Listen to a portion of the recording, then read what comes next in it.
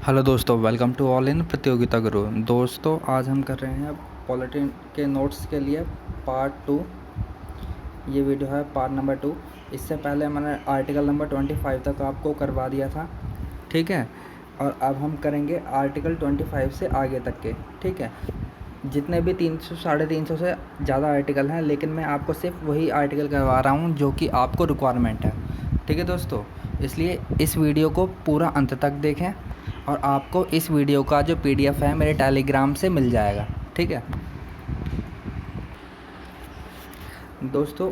इसके बाद important article कौन सा है? इम्पोर्टेंट आर्टिकल है 27, आर्टिकल नंबर 27 काफ़ी इम्पोर्टेंट है कि किसी विशिष्ट धर्म की अभिवृद्धि के लिए करों के समुदाय के बारे में स्वतंत्रता, यानी कि जितने भी धर्म के जो संस्थान हैं, ठीक है, चाहे वो मंदिर हो, मस्जिद हो या XYZ, कितने भी ऑर्गेनाइजेशन हो, उनके ऊपर जो टैक्सेस हैं, टैक्सेस नहीं लगेंगे, ठीक है।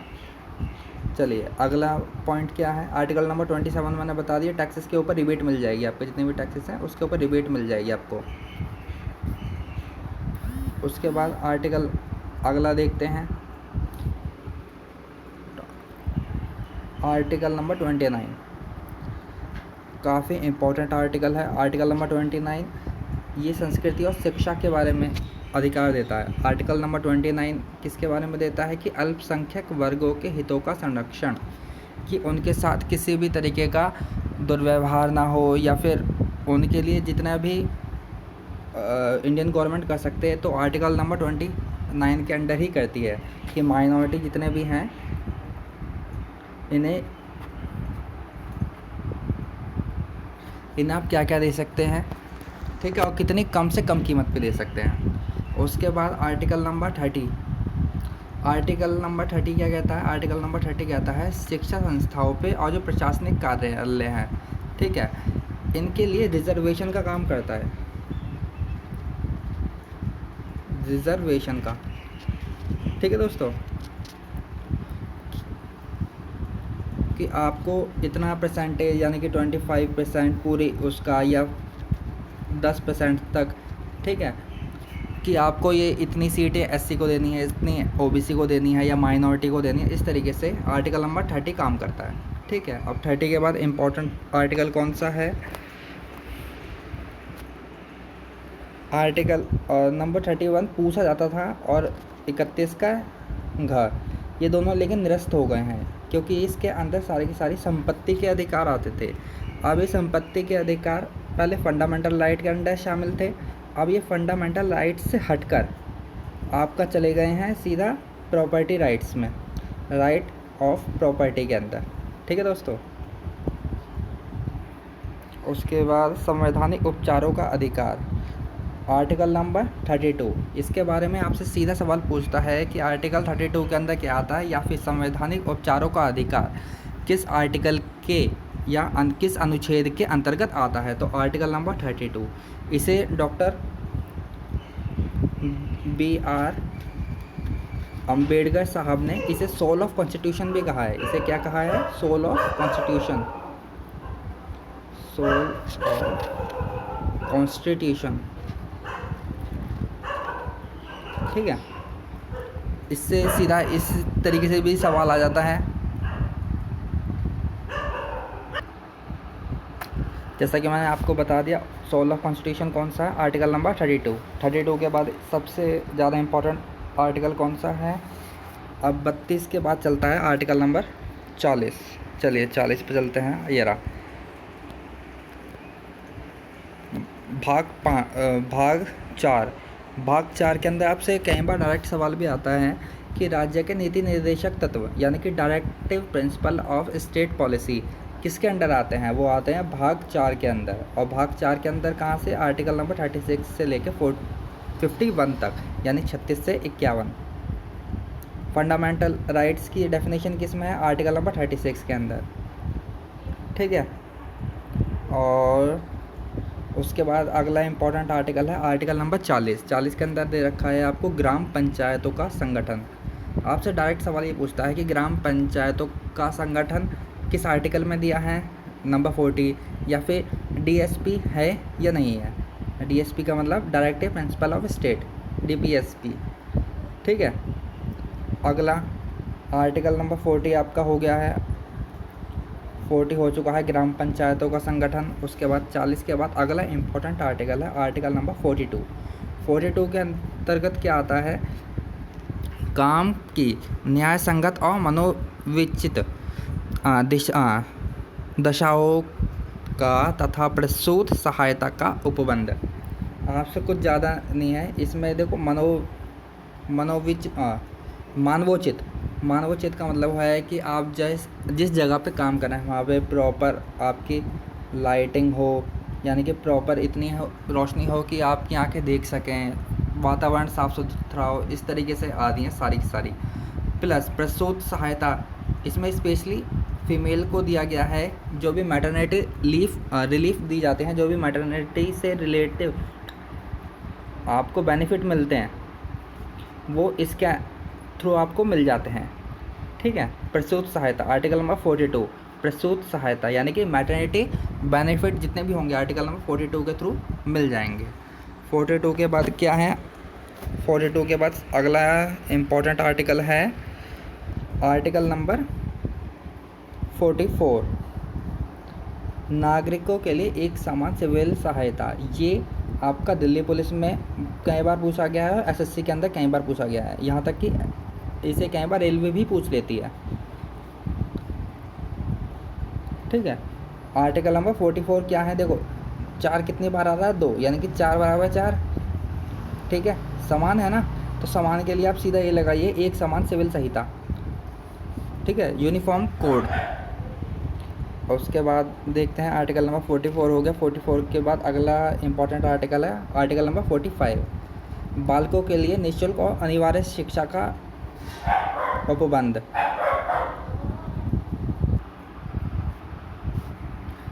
आर्टिकल नंबर 51 इम्पॉर्टेंट है। उसके बाद 51 में क्या दे रखा है, अंतर्राष्ट्रीय शांति और सुरक्षा में इंक्रीजमेंट किया जा सकता है, यानी अभिवृद्धि की जा सकती है, इसे बढ़ाया जा सकता है। ठीक है, अंतर्राष्ट्रीय शांति के लिए। 51 के बाद अगला इम्पॉर्टेंट है 51 का ए, मोस्टली इम्पॉर्टेंट। कोई भी एग्ज़ाम उठा लीजिए, अगर आपको आर्टिकल करने हैं कोई भी एग्ज़ाम के अंदर, आर्टिकल 51 के बगैर तो ये कंप्लीट हो ही नहीं सकता। आर्टिकल 51 के अंदर आते हैं मूल कर्तव्य, फंडामेंटल ड्यूटीज़। ठीक है, आपकी क्या क्या ड्यूटीज़ हैं, तो ये आते हैं 51 का क, यानी कि 51 का सब क्लॉज ए। ठीक है, और उसके अंदर क्या क्या सवाल पूछा जाता है 51 के ए से, कि फंडामेंटल ड्यूटी कहाँ से ली गई हैं, तो आर्टिकल नंबर 51। उसके बाद देश की संप्रभुता, एकता और अखंडता की रक्षा करेंगे, ये किस आर्टिकल के अंडर आते हैं, तो ये आते हैं आर्टिकल 51 का ए। उसके बाद आपसे ये भी कई बार दे देता है समरसता और समान भ्रातृत्व की भावना का निर्माण करें, ये किसके अंडर आता है, ये भी आर्टिकल नंबर 51 के अंडर ही आता है। ठीक है, देख लीजिए आपको 51 से कितना पॉइंट पूछे जाते हैं। ठीक है, और ये 51 का क है ओनली, यानी कि 51 का सब क्लॉज ए। अगला देखते हैं इम्पोर्टेंट। इसके बाद जो अगला इम्पोर्टेंट आर्टिकल है आर्टिकल नंबर 52 है, आर्टिकल नंबर 52। ये भाग 5 के अंडर आते हैं। भाग 5 कहाँ से, आर्टिकल नंबर 52 से लेके 151 तक कार्यपालिका इसी के अंडर आती हैं। ठीक है, आर्टिकल 52 किसके बारे में है, भारत का राष्ट्रपति होगा, ये कहाँ लिखा है, आर्टिकल नंबर 52 में लिखा है। उसके बाद अगला इम्पोर्टेंट आर्टिकल क्या है, 53 में है कार्यपालिका शक्ति, यानी कि राष्ट्रपति के पास क्या क्या शक्तियां हैं, ये आर्टिकल 53 में लिखा है। आर्टिकल नंबर 54 में क्या लिखा है कि राष्ट्रपति का चुनाव कैसे होगा। ये तीनों आर्टिकल काफ़ी इंपॉर्टेंट है, 52, 53, 54। 52 में राष्ट्रपति होगा, उसके बाद उसकी शक्तियाँ क्या होंगी 53, और 54वां उसका निर्वाचन कैसे किया जाएगा। 3 पॉइंट हैं, आपको ये ध्यान रखना है। उसके बाद आर्टिकल नंबर है 60। आर्टिकल 60 क्या कहता है, राष्ट्रपति द्वारा शपथ। ठीक है, कैसे कैसे राष्ट्रपति शपथ लेगा या शपथ किसी को दिलवाएगा। ठीक है, उसके बाद राष्ट्रपति पर महाअभियोग, article number 61 most important question है ये बात। आर्टिकल नंबर 61 काफ़ी इम्पोर्टेंट है। ठीक है, इसे मैं सीधा लिख देता हूँ, काफ़ी इम्पोर्टेंट है आपके लिए। राष्ट्रपति पर महाअभियोग कैसे लगता है? आर्टिकल नंबर 61 के थ्रू लगता है। अब महाअभियोग का मतलब है कि राष्ट्रपति को उसके पद से हटाने की प्रक्रिया, इम्पीचमेंट ऑफ प्रेसिडेंट। 61 हो गया। 61 के बाद क्या है? 61 के बाद अगला है इम्पोर्टेंट आता है उपराष्ट्रपति पॉइंट, आर्टिकल नंबर 63। भारत का उपराष्ट्रपति होगा, ये कहाँ लिखा है? आर्टिकल नंबर 63 में लिखा है। उसके बाद काफ़ी इम्पोर्टेंट पूछा जाता है, उपराष्ट्रपति का राज्यसभा का पदेन सभापति होगा। ठीक है, जो उपराष्ट्रपति है ना, आपको क्लीन करके दोबारा लिख देता हूँ मैं यहाँ कि उपराष्ट्रपति राज्यसभा का पदेन सभापति होगा। आपको सिर्फ सवाल में ये लिखा आएगा कि राज्यसभा का पदेन सभापति कौन होता है? उपराष्ट्रपति होता है, पहला सवाल। और ये किस आर्टिकल में लिखा है? आर्टिकल नंबर 64 में लिखा है ऐसा। ठीक है, कैसे चुना जाएगा? 66 में, इतना ज़्यादा इम्पोर्टेंट नहीं है। उसके बाद आर्टिकल नंबर 72। ठीक है, इसके अंदर भी राष्ट्रपति की शक्तियाँ आती हैं 72।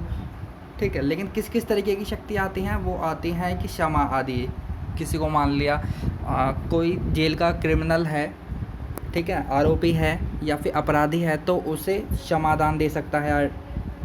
यानी कि अगर उसे फांसी की सज़ा मिली है किसी कैदी को, तो वो उस राष्ट्रपति इस फांसी को रोक सकता है। ये पावर किसके पास है? ये हमारे राष्ट्रपति के पास है। ठीक है, ये आ गया क्षमा आदि के मामले में राष्ट्रपति की शक्तियाँ। उसके बाद 72 हो गया। 72 के बाद अगला इम्पोर्टेंट आता है आर्टिकल नंबर 75, मंत्रियों के बारे में अन्य उपबंध कि कितने होने चाहिए। ठीक है, इस टाइप से। 75 हो गया। 75 के बाद 76 क्या कहता है? भारत का महान्यायवादी, ठीक है, अटॉर्नी जनरल ऑफ इंडिया कौन होता है? ये आर्टिकल नंबर 76 के तहत आपको दे रखा है। इसके बाद आप आ जाइए भाग 18 में। भाग 18 में क्या है? आपातकाल के उपबंध, इमरजेंसी प्रोविज़न, कहाँ से? 352 से लेकर 360 तक के बीच। कौन कौन से? आपको सारे नहीं करने, आपको सिर्फ चुनिंदा 4 से 5 करने हैं। आर्टिकल नंबर 352 क्या कहता है?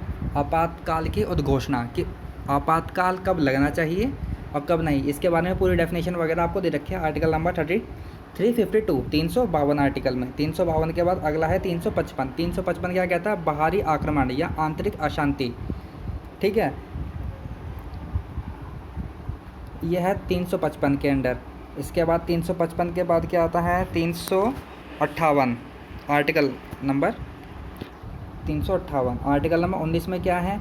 19 में आपके जितने राइट हैं वो निलंबित हो जाते हैं, यानी कि वो रुक जाते हैं। फंडामेंटल राइट हैं जो आपके फंडामेंटल राइट, ठीक है, ये सारे के सारे आपके रुक जाते हैं कि बोलने की स्वतंत्रता और घूमने की स्वतंत्रता काफ़ी टाइम के लिए रुक जाते हैं। ये है आर्टिकल नंबर 358 के अंडर।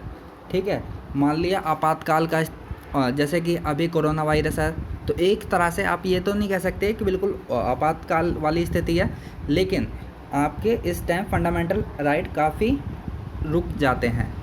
ठीक है, कि आप हर जगह नहीं घूम सकते इस तरीके से। ठीक है, 358 हो गया। 358 के बाद अगला है 360 फाइनेंशियल इमरजेंसी। ये भारत में एक बार भी नहीं लगा है। ठीक है, आर्टिकल 360 किसके रिलेटेड है? काफ़ी बार पूछा गया है, वित्तीय आपातकाल। ठीक है,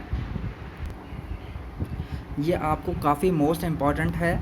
368 आर्टिकल क्या कहता है कि संविधान का संशोधन आप किस प्रकार कर सकते हैं, उसका पूरा का पूरा प्रोसेस आर्टिकल नंबर 368 के अंदर दे रखा है। अगर आपसे पूछता है कि हम संविधान के अंदर संशोधन किस तरीके से कर सकते हैं, तो आर्टिकल 368 के अंडर हम किसी भी संविधान के अंदर संशोधन कर सकते हैं। ठीक है दोस्तों आई होप आपको ये वीडियो पसंद आई होगी, और पार्ट 1 आपको मैं पहले करवा चुका था और ये पार्ट 2 है। आई होप आपको ये वीडियो पसंद आई होगी। प्लीज़ इस वीडियो को ज़्यादा से ज़्यादा शेयर करें ताकि बाकी लोगों तक भी ये वीडियो पहुंच सके, और इस वीडियो को लाइक करें, चैनल को सब्सक्राइब करें for the latest notification. Thank you.